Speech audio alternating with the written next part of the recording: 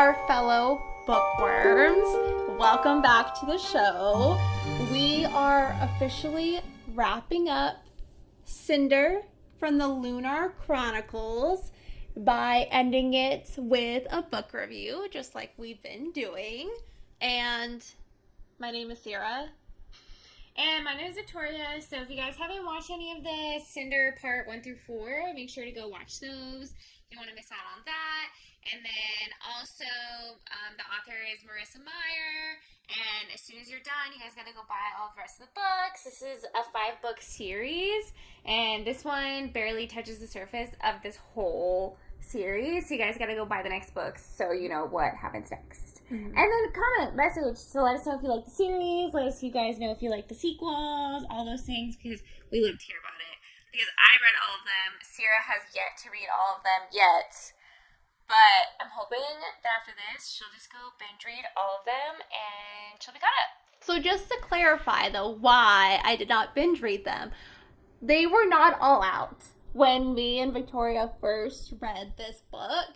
And at the time, I didn't want to read them book by book. I wanted to binge read them, and that wasn't an option, so I did not binge read them. I understand, because it's also why I don't want to start Fourth Wing, because it's not done yet. Oh yeah, the 3rd book just came out. And everyone's talking about it, and everyone's like, oh, you have to read Fourth Wing, it's like the best series in the entire world. And I'm like, I will, 100%. I'll be on board. I'm sure I'll love it, but not until they're all out, because I'm not putting myself through that. But we're supposed to use Fourth Wing for... You're going to do it. No, you were going to do it. No. You. Not me. You. Okay, well, wait. 2 years. Then we'll do Fourth Wing. So come back for that. What if it's just another ACOTAR thing where it's been years and we're still waiting on the 6th book? I guess we'll have to do it in 6 years then. I don't know. But anyways, so we're going to go to the reflections of Cinder. So... Oh, and sorry. I just also want to say that Marissa Meyer really is an amazing author. It's not included in the Lunar Chronicle series, but I did read the book called Heartless, which is a retelling of the Queen of Hearts, and that was really good. What? So Victoria has not read that one, so at least I have her beat in that. I definitely did not read that one. I didn't even know that was the thing. I've read Heartless by Colleen Hoover. We don't talk about Colleen Hoover. That's what I thought you were talking about. I was like, what? I have read that book. And then I was like, oh, Marissa Meyer, never mind. Yeah, I might do Heartless in the future on the podcast. Oh my god, it's not even Heartless, it's Hopeless. Never mind. By Colleen Hoover. Yeah, that was... Never mind, I take it back. But I have my handy-dandy review questions to ask Victoria. I feel like I need a microphone, but... You have one. Well, a handheld one. Like a reporter. Yeah. But I don't. So here we are. Don't pick up the microphone. Don't do it. So the first question is, what was your favorite part of the book? My favorite part of the book, which is gonna be I feel like my repeat answer for my last one. I just really like the romance story of it, and I think that it's really cute. I really like Prince Kai and Cinder.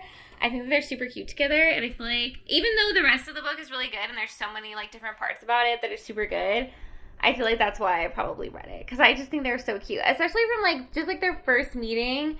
It was just so cute, and I love it. Does their romance expand, or maybe not expand? Does it develop further in the rest of the books? Yes, it does. Definitely. It's a little bit different because the other books are told from a different perspective. Right. So I can't exactly remember if they switch back to Cinder's perspective for the other books. But they definitely do continue. There is more, for sure, of Kai and Cinder once she hopefully escapes from prison. No spoilers. And what would you rank the spice level for the romance in this book? I would rate it as a 0.5, probably. Oh, 0.5. Okay, I thought you were talking about 5 out of, I don't know, 10, 5. I feel like a 0.5 would probably be the best. I was like, dang, if it's like 5 out of 5, you really skipped over those parts, Victoria. I had no idea. Because it is very, like, just not that vibe at all. Like it's very sweet and innocent and cute, which I don't mind. I thought it was really cute. Especially because they're so young too. I feel like it's fine. Like I'm like, I don't need any more than that. Maybe when they get older in the next couple of books, I don't remember the extent of their relationship, but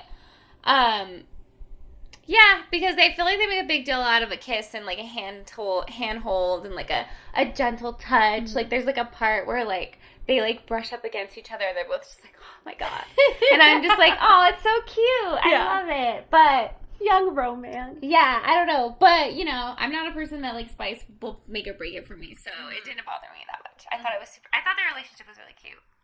I know we've already touched upon this, but how did you feel about the book romance or love interest? I really liked it. I thought it was your favorite part. Yeah, it's my favorite part. I just really like Prince Kai. I really like his personality. I think he's a good, like, Love interest? Love interest. Character. Yeah. I think he's a really good character. Male character. MMC. Yeah. Because he's just a very caring person, and he's also, like, I like that he's, like, you know, about to be emperor, and he, like, takes it really seriously, and, like, even though he cares about Cinder, like, he puts his people before everything, and I just think that's really commendable, and I really like him. And then Cinder, she's just, like, in love with him, which, like, I totally get, because, like, she's just, like, this, like, you know, she's just, like, this teenager, and then, like, this really hot prince comes in, like, what are you gonna do? And then, of course, he has, like, a crush on her, and I think that's why I like it so much, too, is because it doesn't make any sense. It's like, she's a mechanic, and then he's the heir to the throne. He just walks in one day, and he's like, wow, this mechanic is so cute. I'm just gonna harass her until she goes on a date with me, and I just think it's so cute.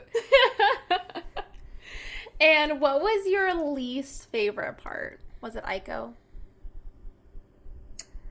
I think that my least favorite part would probably be just, like, how awful, like, Cinder is treated, like, in, like, every aspect. Like, her stepmom is just, like, so mean to her, and just, like, the discrimination that goes on in the book. And, like, I understand, like, that's the point, like, to have, like, a message, but, like, I feel like that's the only thing that was just, like, dang, like, I just feel like Cinder can catch a break. But I feel like there always has to be that part in the book, too. And that part where Prince Kai's dad died, and then the queen shows up with the antidote, like, the next day. Like, that part, when I was reading it, it was just so rough. Like, just, I can't. If I was Kai, I don't know what I would do. Like, I feel like I would immediately, like, die because I would have tried to kill her. Like, I would have been like, okay, this is it. I'm just gonna jump over and strangle you right now. Yeah.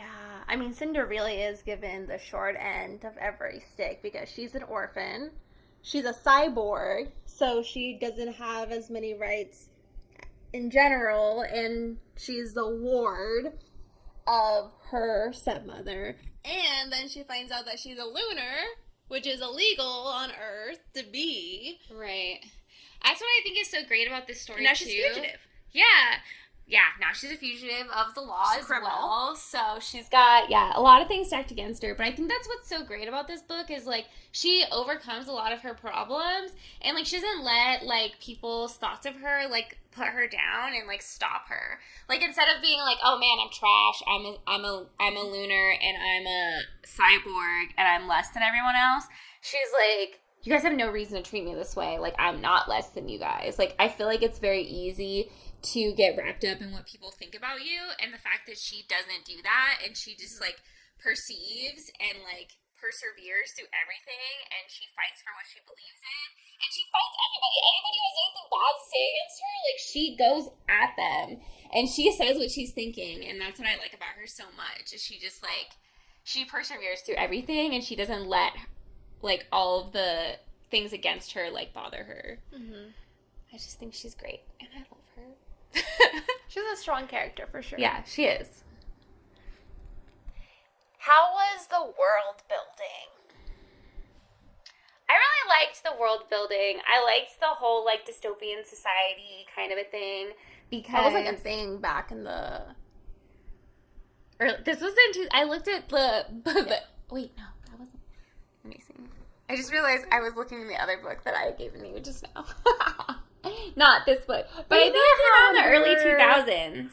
Like at that time period when I think that was more so the height, either the height or when we first, like both of us got really into reading, that there was all kinds of dystopian novels. Like you millennials watching this, please leave a comment if you remember how in grade school every YA book was dystopian. Well, yeah, because Hunger Games was out, because this is 2012, so it was like around the time of Hunger Games, and then the other one, I forgot the name of it, but Uglies, that one that just became... Shatter Me? Yeah, and that one just became a movie. Uglies, right? Uglies, yeah. Is that on Netflix? I don't know, I was watching it on something. I think it was Netflix. Was it good? I don't Okay. know. I didn't finish it. Which, like, not to say bad on the movie or anything, I just couldn't get into it as much as I would hoped. Because I did read that series. So I was like, oh, I read this. I'm going to watch it. And then I'm watching it and I'm like, did I read this? Maybe I didn't. I don't know. I read too many series back then. And it was definitely everywhere in the library. So maybe I thought I read it and I didn't. I definitely remember reading the Uglies series, but I can't remember the ending for the life of me. I don't know why. I didn't watch the end of the movie either, so I really don't know. But yeah, I don't know. Well, there was 3 books. The host? The host? Because that's supposed to be, like, super far in the future, right? Mm-hmm. And then I loved the host. Yeah. And then there was that one with the series. I forgot the girl's name. But all the movies just came out. And it has the girl from Divergent? Yes, that one. Exactly. That's exactly what I was thinking. I was going to say, there was another major one. Yeah, it was Divergent. Yeah. I always forget that actress's name, but she's in so many things. But yeah, all those movies came out around the same time. So I feel like that was, like, definitely the thing to do. But yeah, I definitely like the way that Marissa Meyer did it. I mean, unfortunately for us, but I feel like it is very realistic. Like, you know, World War IV happened, the whole world was decimated by nuclear weapons, and we all had to rebuild. Like, unfortunately, I feel like that is kind of realistic. Right. And that could happen, unfortunately.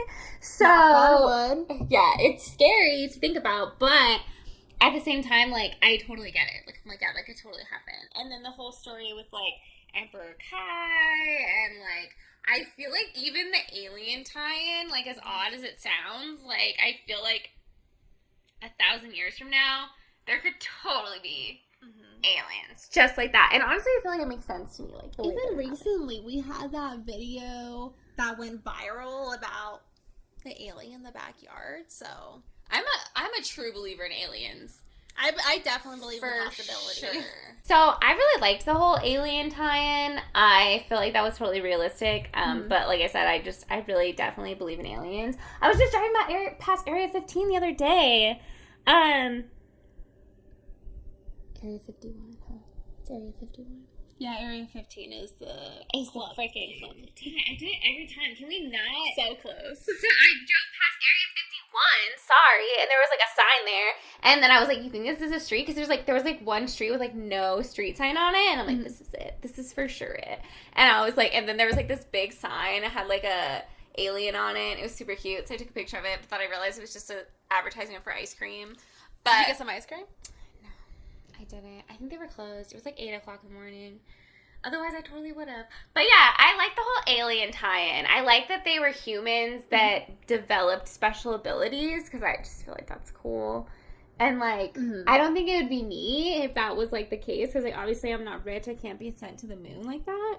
But hey, this is in the future. Don't count yourself short, you know? Yeah, you never know. I might come into a big lump sum of money and I can ship myself off to the moon like that if I wanted. So, you never know. But just marry Elon Musk. Ew. That was too much. This is too far. That was gross. Never. Actually, I don't know. I feel like his baby mamas are probably really set up. I mean, I'm sure they are, but no, you have standards, Victoria. Yeah, for sure. No, thank you. Gross. Anyways, but yeah, I feel like the world building was pretty good. I really liked it. Nice. How did you feel about the character development? I feel like the character development was good. They definitely put Cinder through a lot of heartache. Mm-hmm. And I feel like that was kind of good for her character building. Not necessarily, I don't think we're going to see, like, the fruit of that in this book as much as, like, in the future books. But she definitely gets affected by her sister's death because Peony passed. Mm-hmm. And then Aiko getting taken away from her. Ugh, so bad. And also, I think just, like, not getting what she wanted by, like, not getting Prince Kai. And also just, like, I think also a big lesson for her in the end, even though it was what she wanted, I think Prince Kai giving her up for the good of his people, I think was also, like, a big character building moment, too. Mm-hmm. And, like, so I do feel like the character development was really good. And also Prince Kai's character development, too. Him starting off as, like, a everyday, like, average, royal, rich teenager. And then one day being average like, royal Joe, you know? Yeah, and then, you know, them being like, oh, well, you're going to be king. You're going to be emperor. Your dad is dying. And him having to go through that. And then also in the beginning where he was, like, saying, like, kind of, like, naive things. How he's not going to do this. He's not going to do that. And then him making these decisions later on, thinking he has to marry Queen Lavanna for the sake of his people. And the fact that he was willing to do that. And then also when he realized that, like, that was a terrible idea and it would never work out no matter what. Like, I just feel like that was great. Mm-hmm. All the character building there was just great. Yeah, perfect. Now, we did have a few losses in this book between Peony, Aiko, and the Emperor. Oh, yeah. Which loss hit you the hardest?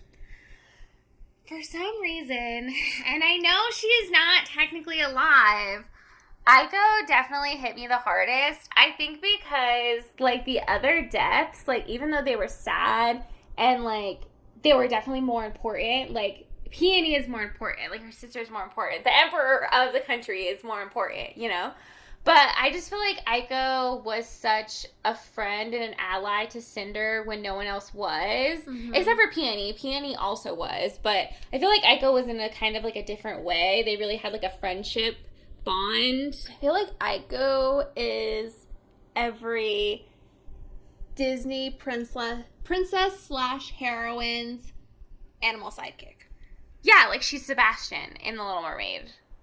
Or Flounder. I was thinking more That's Flounder. what I meant. Flounder. That's what I meant. Flounder or Mushu, you know, like every princess has their BFF animal kind of person, you know? Yeah, and that's definitely Aiko for sure. And also, like, I just wasn't expecting Audrey to get rid of Aiko because Aiko technically had a job that she had to do and she was important around the house. So I thought for sure she was never going to get rid of her. So when she got rid of Aiko, I was like speechless. I could not believe it. And I just felt so bad for Cinder. She had just lost her sister and then to lose her only, like, ally and friend, Aiko, was just a lot. All at once. It was just really sad. You know, I was just thinking, and the loss of Aiko, like the surprise, the shock and everything, I just realized what it reminded me of. Because, you know, she had a job. The family technically, like, needed her. It was so surprising for her to be dismantled and her part sold. It reminds me in Ever After with Drew Barrymore when her stepmom sells her. Remember when the guy's taking all the silverware and everything, and then they take her? Yeah. And it was such a shock because she did so much for her family that you would never think that they would sell her. It just shows you, like, how evil and vindictive people can be just for fun. Or money. Greed. Yes. Money. Yes. Especially because, like, I feel like those are irrational, angry decisions. And so... we should watch it. I ain't gonna lie, watch it. It's on Disney Plus, which I don't think it's a Disney movie, so I don't know why it's on Disney Plus. But I swear, like, as soon as they put it on, I watched it every day for, like, a week. It's such a good movie. I love that movie, but honestly, like, I love almost all Drew Barrymore movies. I haven't seen all of them, so I'm not gonna say all, but I'm sure if I've seen all of them, I would love all of them. But Drew Barrymore is definitely my favorite actress, so it's just my thing. She's great. And her shows, I don't watch it, but it looks great. I support it. It looks interesting. Yeah, it looks interesting, for sure. And who would you recommend this to audience-wise, or who would you not recommend it to? Or both?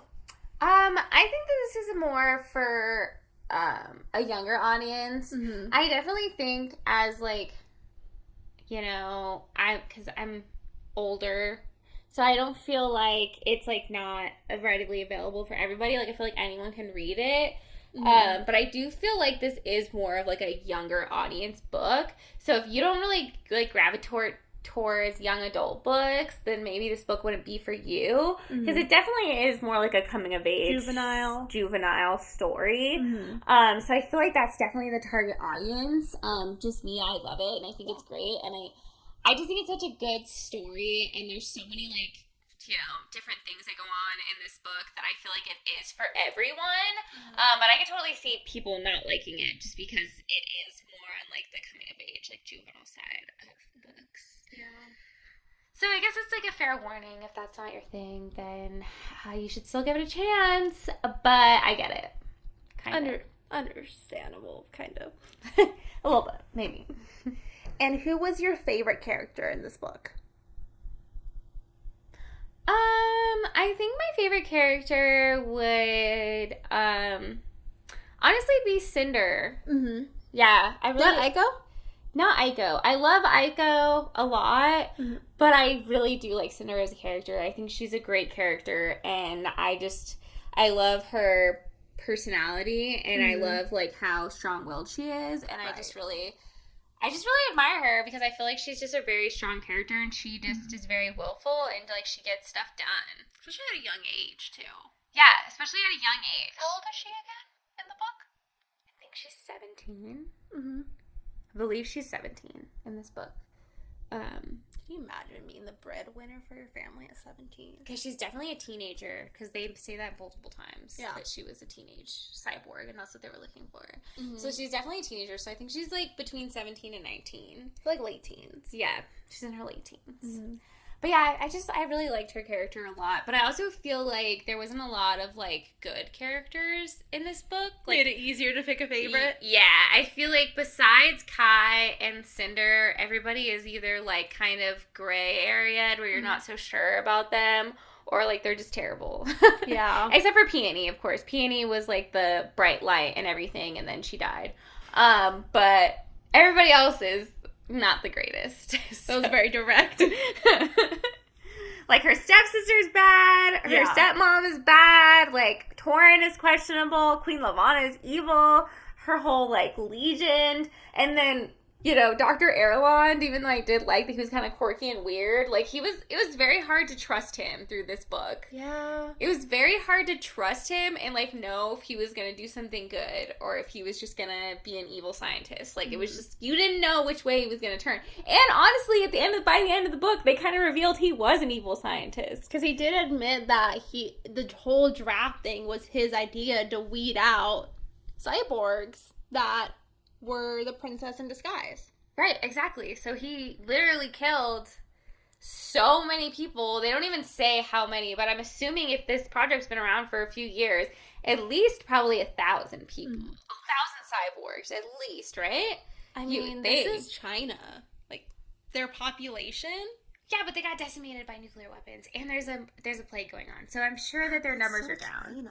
Yeah, I'm sure there's a lot of people who died for just the sake of trying to find Cinder. Which, like, it's like, I guess, yeah, I don't know. It's the whole debate on does, like, the means to an end.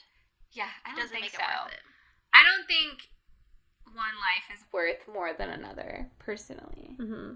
Unless you committed a crime that's really bad, then, like, I guess. But, like, other than that, I don't feel like... These are, like, innocent lies. Yeah, innocent lies are equal in my mind. So it doesn't make sense to me. But I feel like there could have been a better way. But, I mean, he absolved all of his options. And he is Lunars, so I'm sure they have different viewpoints than we do. They do kill their young, their shell children. And from what Dr. Erland said, it sounds like everybody's down for it. They're like, yeah, kill them. Take them away. Until it's your kid. And then you're like, As a follow-up question, since we have touched upon the Lunar Chronicles series quite a bit, no spoilers, but who's your favorite character out of the whole Lunar Chronicles series? Is it still Cinder? I think it's still Cinder. Okay. I think one of my other favorite characters. It's been a long time since I read the series, so I can't really remember all that much. But I do remember liking Scarlet a lot because I think Scarlet is just kind of more of like a sassier character, and she kind of like just is kind of like a badass. So I really like that in the character. So I do think I like Scarlet a lot. I also like who Cress ends up with in the series too, and I like their relationship. I think that their relationship is very odd, so I think it's cute. Okay. And then also, I don't want to give away any spoilers, but there's some weird stuff that goes on later on that's like weird that it happened, but I think it's really cute too. And Cress is the second book, and then Scarlet is the third book, right? Yeah. Okay. Just to give you guys an idea for these characters. Yeah, so Cress when they come into play. Yeah, Cress was the girl that was crying in the spaceship, the hacker. In the hacker. Yeah, the blonde hacker. She was the crying girl. So her character is very much like that, I feel like. She's very much like damsel in distress. Like, everybody help me. Like, this sucks. Like, So I really like her. She's really funny. But I'm surprised that you would like that kind of character, though. I like it because of her personality. Like, cause she's really sweet and nice. So, like, it's like, okay. It balances out helplessness. Yeah, exactly. Because it's like, she's like helpless, but she's like, I just love everyone. I just want to help out, but I'm useless. Don't look at me. Like, Love that description. Yeah. You should give all character descriptions, Victoria. For sure. And who was your least favorite character? After we just talked about how there's so many not good characters in this book. Okay, so I know I hate Audrey like so much, but I would honestly say I think my least favorite character is Torin. Really? Yeah, I was not expecting that. I just don't like him. Just something about him. I'm just like, Did he even do anything wrong though? I know, but he's just so weird, and I just feel like he's always like looming around and just always lurking. Yeah, he's always lurking around, and the fact that he was okay with the reason I don't like him is because I feel like there's something dishonest about him. Okay. And he also, I feel like, never should have been on board with Prince Kai marrying Queen Lavanna. And at the end, it seemed like he was pushing Prince Kai towards marrying Queen Lavanna. Like, he was trying to push him to give the speech at the end to, like, tell everyone that he was going to marry her. And he's like, you need to hurry up, let's get this done. And so I'm like, oh. But then earlier on in the book, at least from my perspective, from you telling me, he seemed like he was against it. I just assumed that at the end that he was like Kai in the perspective of this is our only option. I don't know. Something about him. I just don't like him. He just seems like, ever since we did compare him to Jafar, I painted that visual. I was just like, oh man, now he just really reminds me of Jafar. I'm just like, something's going on there. He's got a staff with the snake eyes in it, and he's controlling someone for sure. I don't know. You guys are gonna have to read the other books to find out why I don't like Torin. I don't know if anything happens. Potential spoiler? I don't remember, but just something about that guy, I'm not for it. Okay. Yeah. I mean, you were right about Celeste and Lightlurk, so I don't know where that one came from. It's just that one comment she made. That was it for me. And I was mad, though, because I was just like, was it me? Did I give something away? How does Victoria know? I just have a sixth sense about these kinds of things. I'm a really good judge of character. You're like, she's not a true friend. I'm like, she does not have her best interest at heart. I just know it. And she didn't. You were right on that. You're right about that.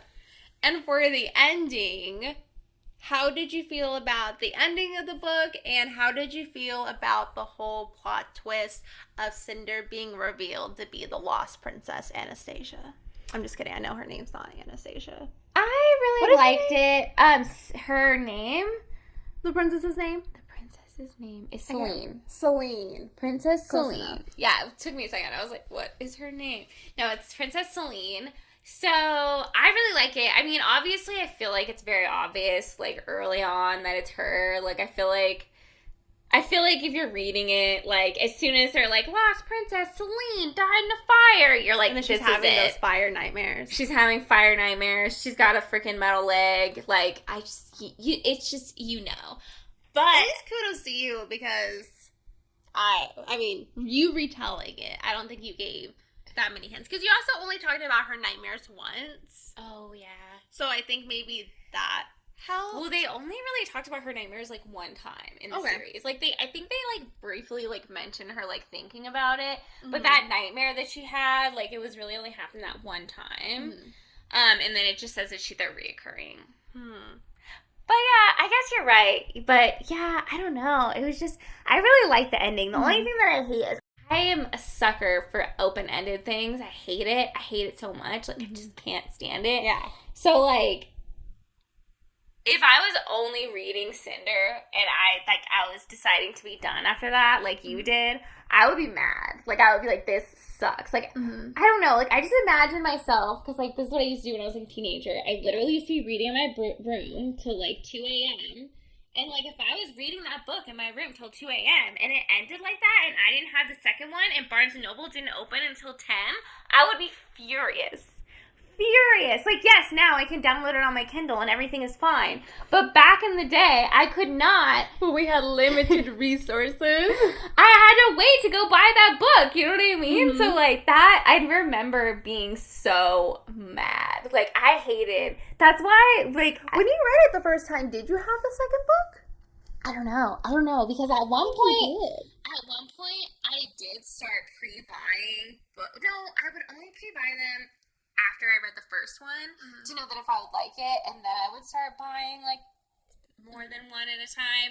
But I always ended up reading through them and then ending up with no book at, like, 2 a.m. Which is fine. I probably should have gone to sleep anyways, but it was just so infuriating. Like, I'm just like, I guess sometimes if I did read the other book, though, I'd be like, okay, I guess I'm staying up, reading another book now. Another night of no sleep? Yeah.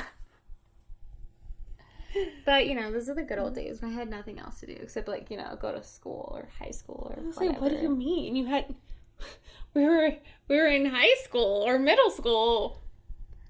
Yeah, that's, like, barely anything to do. It's just, like, going to class. Don't take Victoria's example, please. I disagree. I wasn't the most studious of students. I was just reading, so there you go.